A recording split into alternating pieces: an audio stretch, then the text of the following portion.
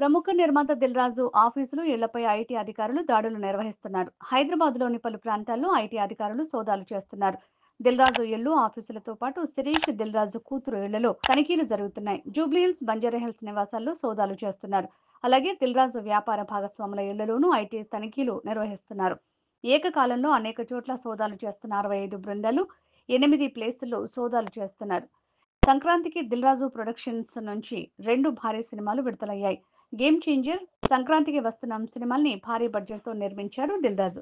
అలాగే బాలకృష్ణ డాకు మహారాజ్ సినిమాకి డిస్ట్రిబ్యూటర్‌గా దిల్ రాజు వ్యవహరించారు. మరోవైపు మైత్రి సంస్థ మీద కూడా ఐటీ దాడులు జరుగుతున్నాయి. మైత్రి నవీన్, సీఈఓ చెర్రీ ఇంకా సంస్థ సంబంధికుల అందరి ఇళ్లలో సోదాలు నిర్వహిస్తున్నారు అధికారులు. ఈ సంస్థ ఇటీవలే పుష్ప 2తో భారీ విజయాన్ని అందుకుంది. అల్లు అర్జున్ హీరోగా నటించిన పుష్ప 2 సినిమా భారీగా వసూళ్లు రాబట్టింది.